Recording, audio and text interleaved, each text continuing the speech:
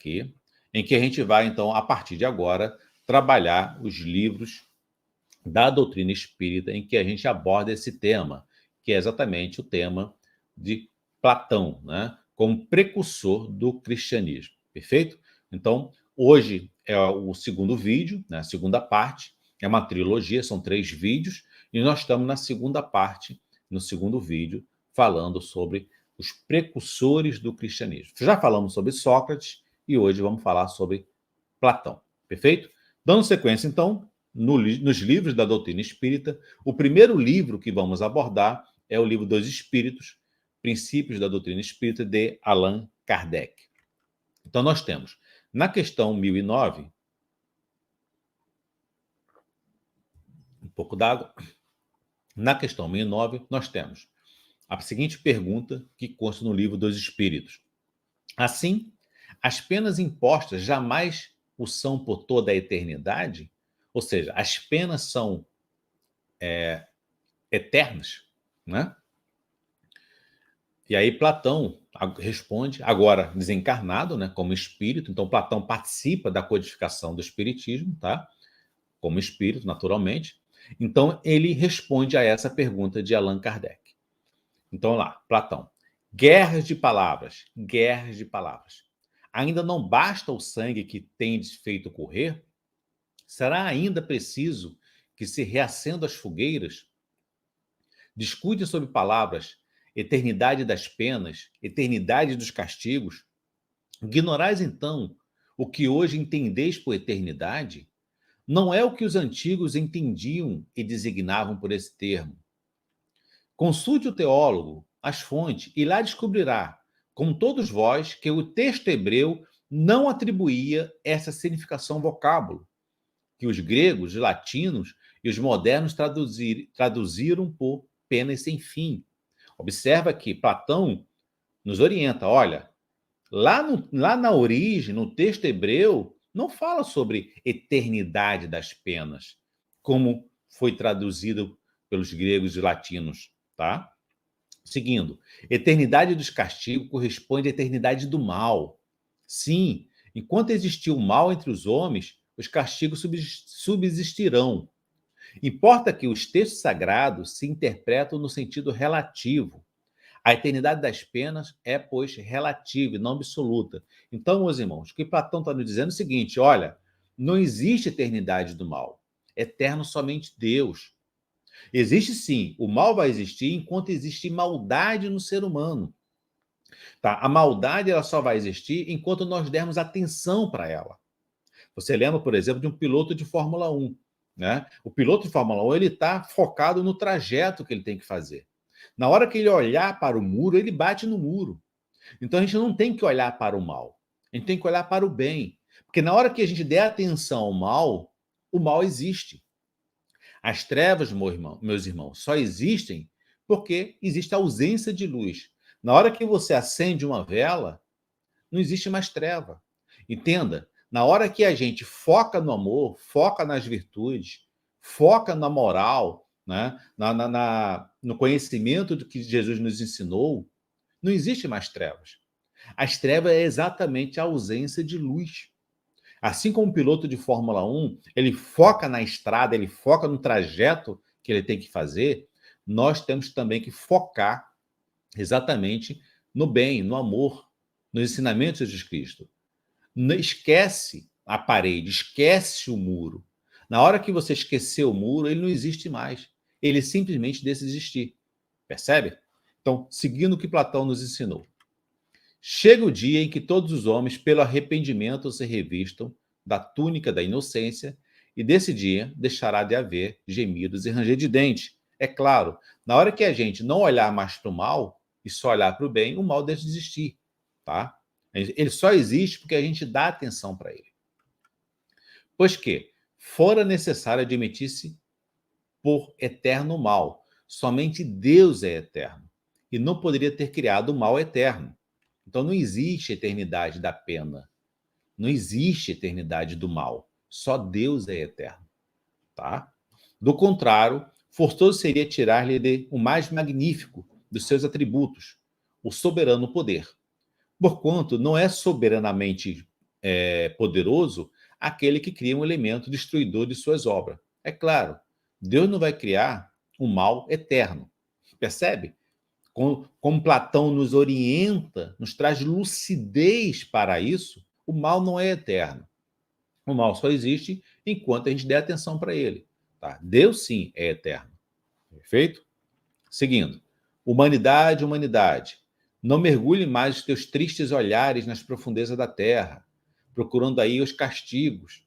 Chora, espera, espia e refugia-te na ideia de um Deus intrinsecamente bom, absolutamente poderoso, essencialmente justo.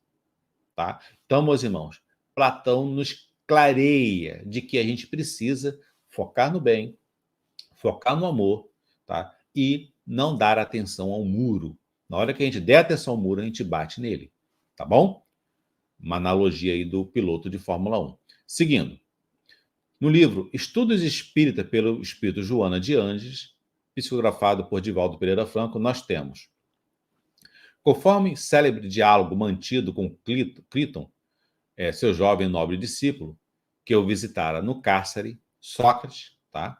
O homem não falou o seguinte: o homem não são as suas roupas, o seu invólucro, mas seu espírito. Então, Sócrates, que foi mestre de Platão, né, tinha total entendimento que nós somos espíritos, nós não somos a matéria. A matéria, conforme Platão nos orienta, né, a matéria é a caverna que o espírito adentra. Tá? Então, essa consciência a gente não pode se perder, né? Que nós estamos dentro da caverna, que as nossas percepções são ilusórias. As percepções captadas pelos 5 sentidos são percepções ilusórias. Tá? Continuando. Sócrates já nominava Deus como razão perfeita, enquanto Platão o denominava como a ideia do bem. Bom, seguindo, próximo livro, Um Pouco d'Água. Os Prazeres da Alma, pelo Espírito Hamed, psicografado por Francisco do Espírito Santo Neto Catanduva.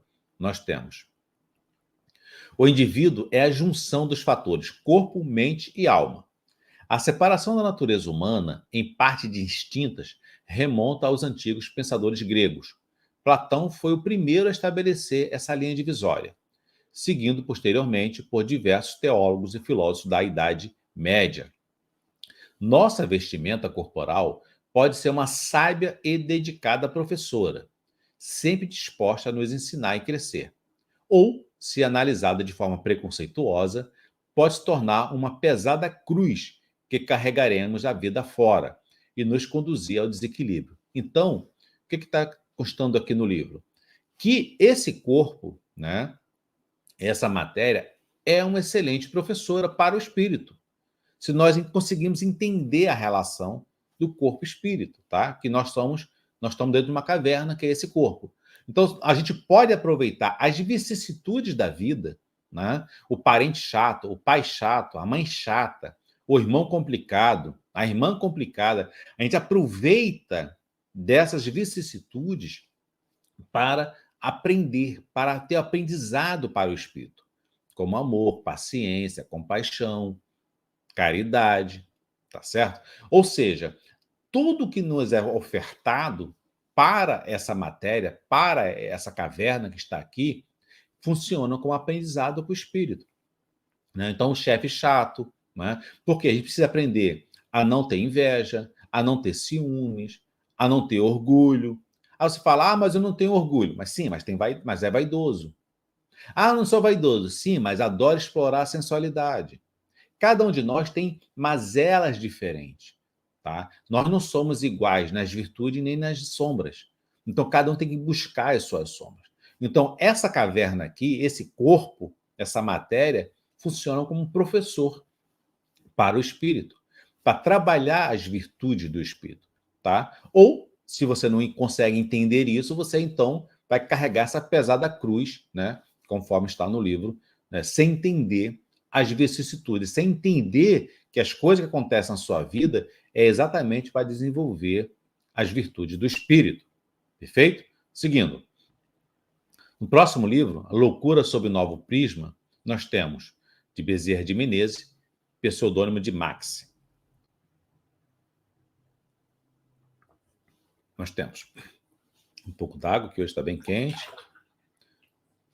Esse sentimento inato em todos os homens, a qual podemos chamar de intuição natural, o futuro excelso que foi exposto e nos chama a todos, Platão explicou pela preexistência.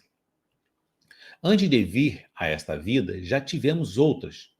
E no tempo intermediário que passamos no mundo espiritual, né, no mundo dos espíritos, adquirimos o conhecimento das grandezas a que somos destinados, donde essa reminiscência, a que chamamos de intuição de um futuro, da qual entrevemos envoltos no véu da carne.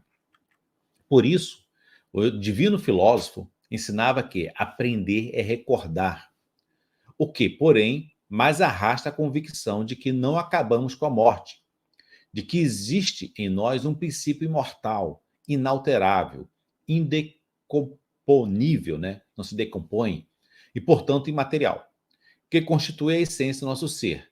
É o fenômeno da memória. Então, meus irmãos, Platão já nos ensinava, a gente não aprende, a gente recorda. A gente recorda tanto que nós estudamos na erraticidade, no mundo espiritual, ou, às vezes, até na hora que a gente dorme.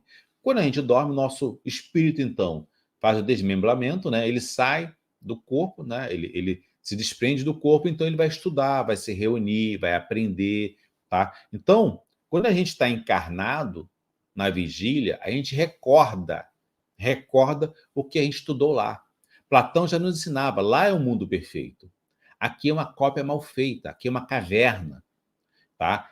Daí que a gente percebe sombras do que foi projetado por lá, pelo mundo espiritual. Então, o mundo espiritual projeta, lá existe a verdadeira realidade, e nós estamos, então, no mundo da matéria, dentro de uma caverna, percebendo sombras, tá? Então, nossos 5 sentidos, eles apenas nos limitam a percepções de sombras. Nós somos uma cópia mal feita da verdadeira realidade.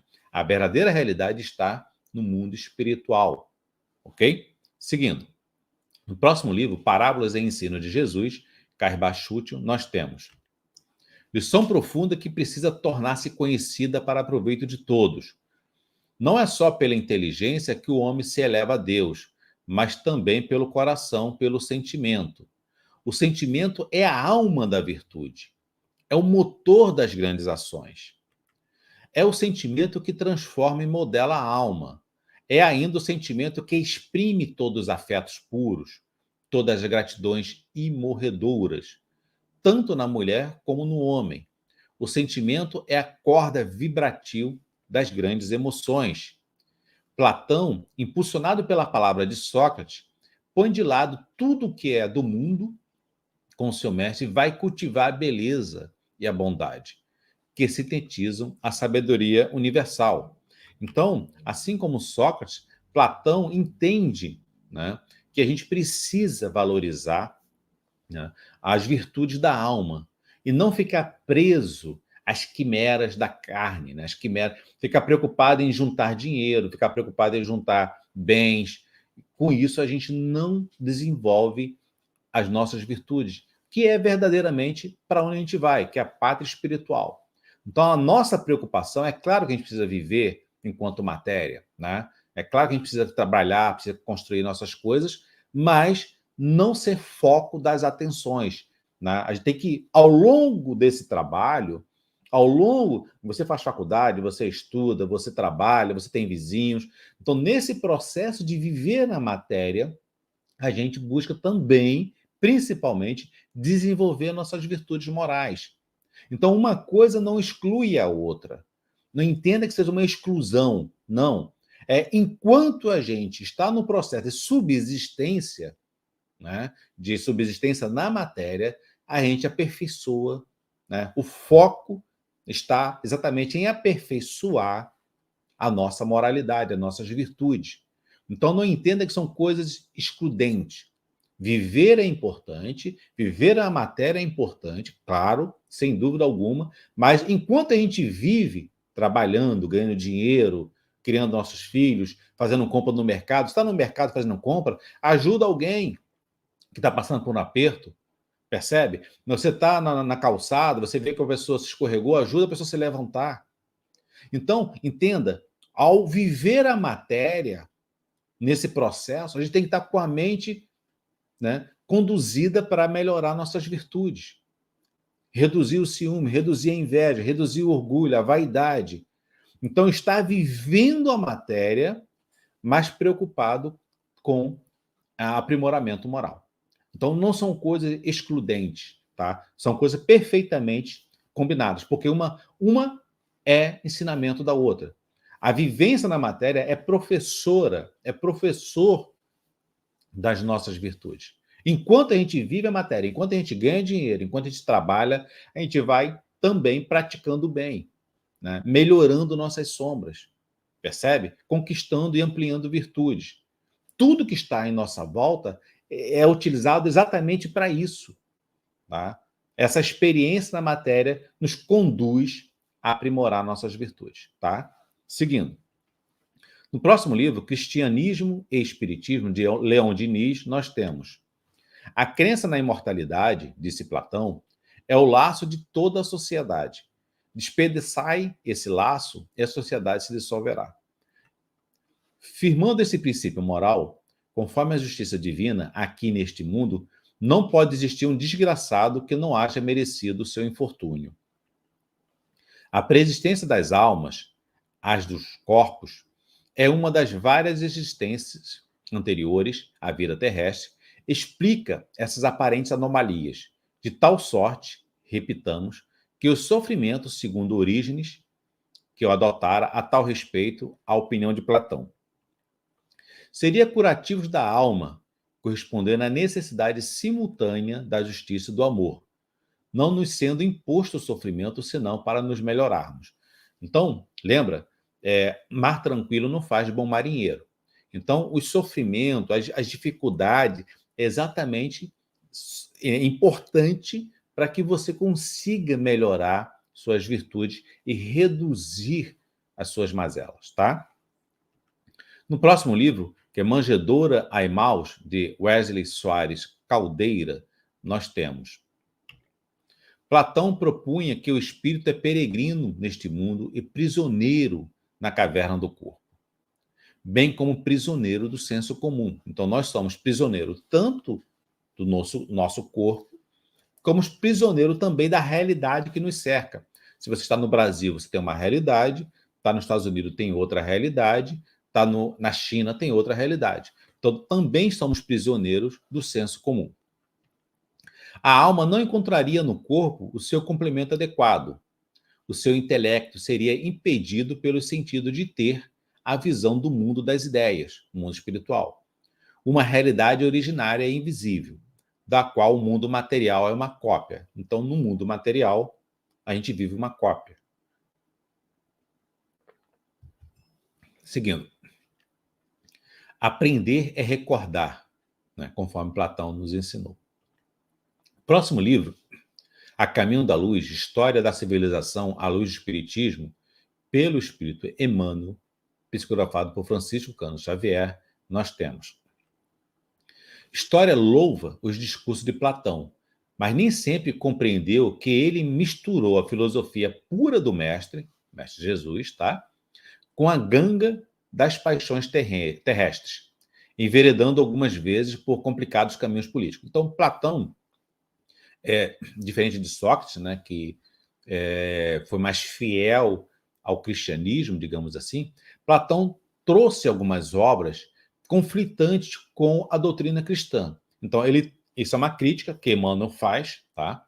A história de Platão, que ele construiu muita coisa, né? Muitos alicerces para o cristianismo, mas também trouxe algumas retóricas que destoavam também do cristianismo. Então, ele teve, por exemplo, A República, né, que foi o livro dele de muito sucesso político, né, foi o primeiro paradigma político, por exemplo, tinha muitas contradições com a filosofia cristã. Tá? Então, seguindo aqui o Emmanuel, está aqui. Não soube, como também muitos dos seus companheiros, conservar-se ao nível da alta superioridade espiritual, chegando mesmo a justificar o direito tirânico dos senhores sobre os escravos. Lembra que Alexandre o Grande, meus irmãos, foi discípulo de Platão, né? E fez aquelas conquistas todas, né?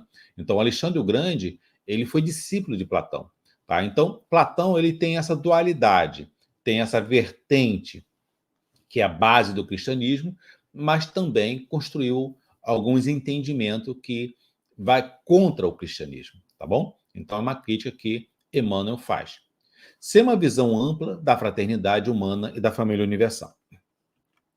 Contudo, não deixou de cultivar alguns princípios cristãos legados pelo grande mentor, antecipando-se ao apostolado do Evangelho, antes de entregar sua tarefa doutrinária a Aristóteles, que também iria trabalhar, né, no advento do cristianismo. Então, contudo, a gente não pode tirar o brilho de Platão, tá? É o que o Emmanuel fala aqui.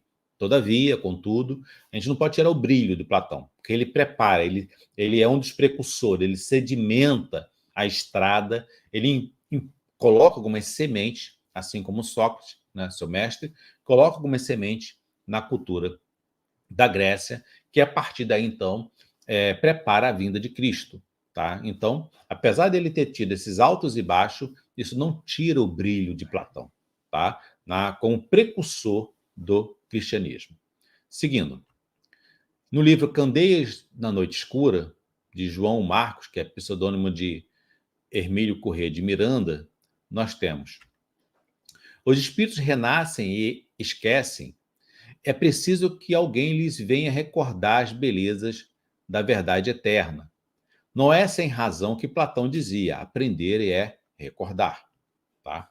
Até mesmo ele, o grego ilustre, precisou recordar-se para que toda a força do seu gênio pudesse desdobrar-se na sublime filosofia do espírito imortal e reencarnante. A esses que vêm marcados pela verdade, não é preciso gritar em praça pública, nem agarrar pelo braço, nem prometer fatias de poder dentro do movimento, ou posições de brilho e destaque no seio da comunidade. Eles estão prontos. Uma só palavra basta: um chamado, um gesto, um artigo, uma singela mensagem, um livro esquecido em cima da mesa, um fenômeno como tantos, a visão esmaecida de um ser que partiu, ou uma doce advertência murmurada com amor através da barreira da morte. Só lhes falta aquele pequeno impulso, nada mais.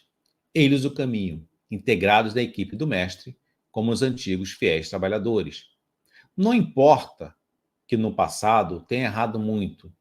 O que importa é que busquem com sincera emoção e humildade os caminhos, às vezes tão difíceis, da verdade. Então, meus irmãos, o que consta aqui no livro? Que nós já viemos pronto. Nós tivemos 1000 outras encarnações, 1000 outras vidas passadas. O que nós estamos fazendo aqui é relembrar. Se essas palavras estão tocando você, eu aqui, humildemente, não estou ensinando nada para ninguém. Eu estou apenas ajudando você a recordar quem você verdadeiramente é.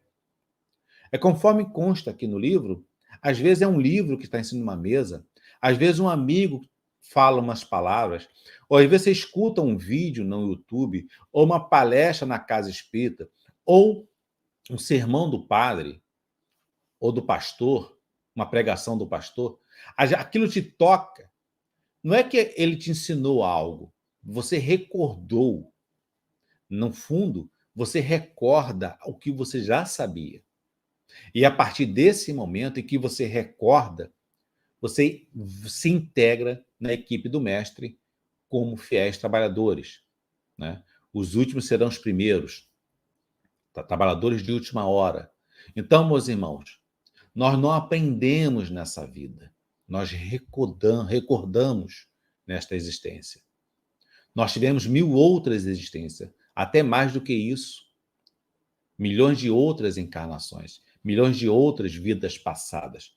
O que nós estamos fazendo aqui é recordar, como Platão nos ensinou. Recordar o que nós já sabemos.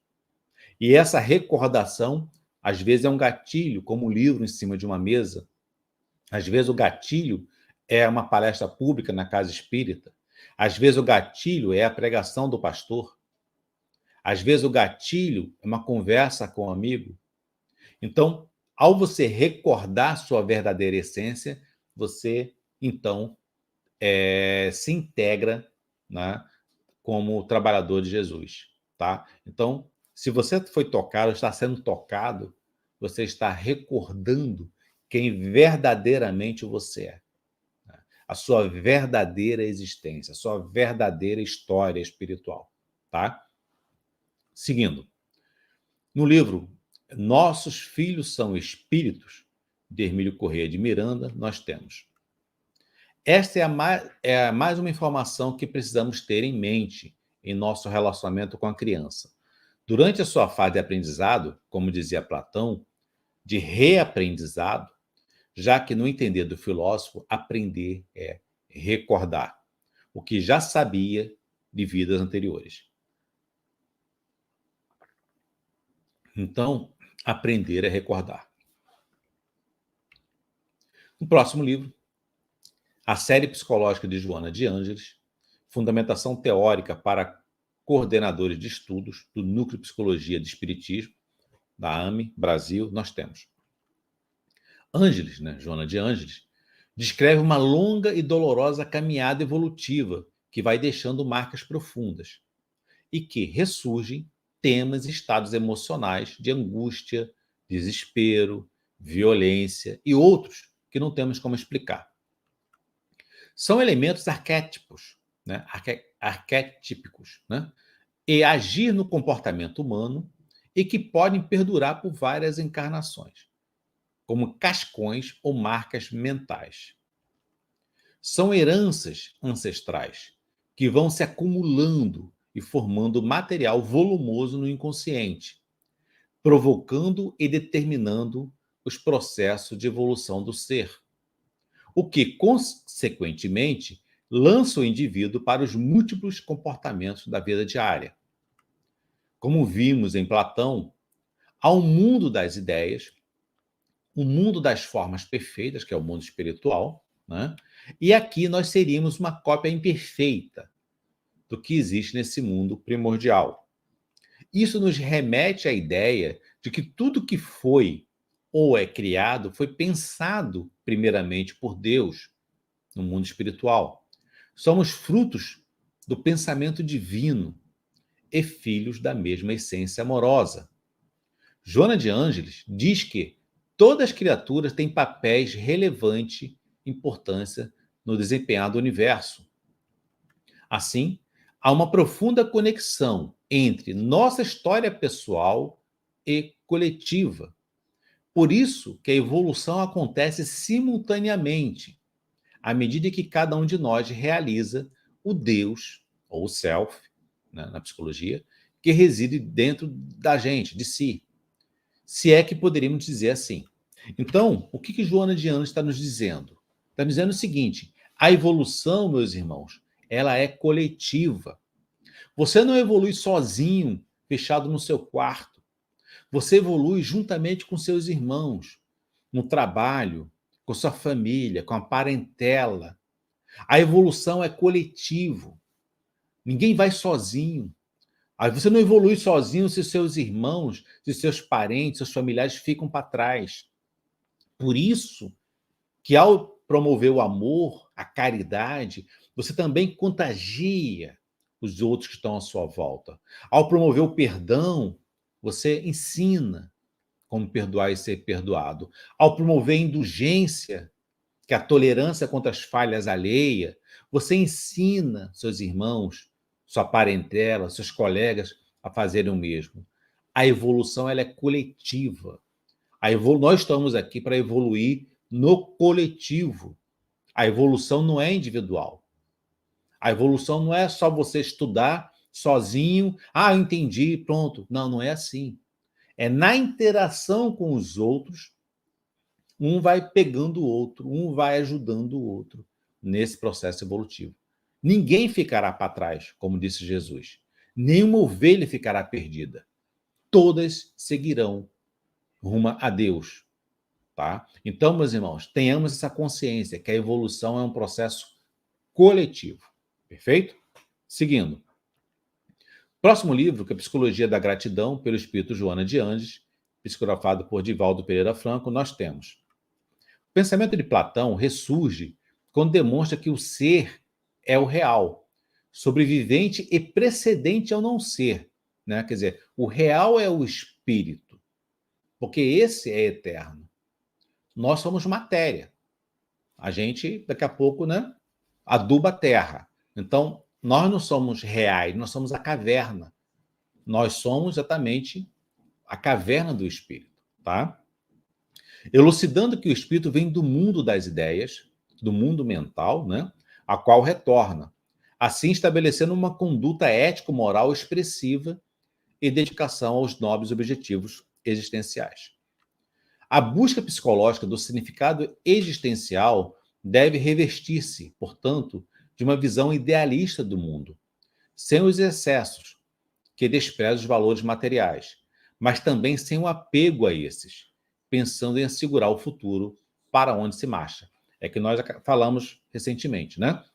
Então, a gente tem que se preocupar, sim, em trabalhar, né, em pagar nossas contas, criar nossos filhos, né, viver bem enquanto encarnado, mas não nos esquecer exatamente que nós somos espíritos, que nós estamos aqui para evoluir como espírito, nas virtudes. Então, ajudar as pessoas, ser indulgente com elas, perdoar, pedir perdão, ser bom para com todos, né? Ou seja, para todos, sem exceção. Tá? Então, a gente tem que viver a matéria, mas sem apegar, conforme a Joana de Anjos nos ensina, sem ter apego. Se você é doido por um pudim de chocolate, quando desencarnar, você vai ficar preso a esse vício. Então, o vício, né, em que os espíritos ficam presos não é somente cigarro, sexo e droga. Não. Pode ser vício a pudim de chocolate. Se você é preso, se você se prende a isso. Lembra que o principal ensinamento, o principal mandamento, melhor dizendo, é amar a Deus sobre todas as coisas. Você não pode amar pudim de chocolate mais do que você ama Deus. Percebe? Então, viver sem apego. Viver sem apego. Viver praticando bem, praticando virtudes, tá? Seguindo. Próximo livro, Momentos de Reflexão à Luz do Espiritismo, de André Luiz Chiariri Vilar, nós temos.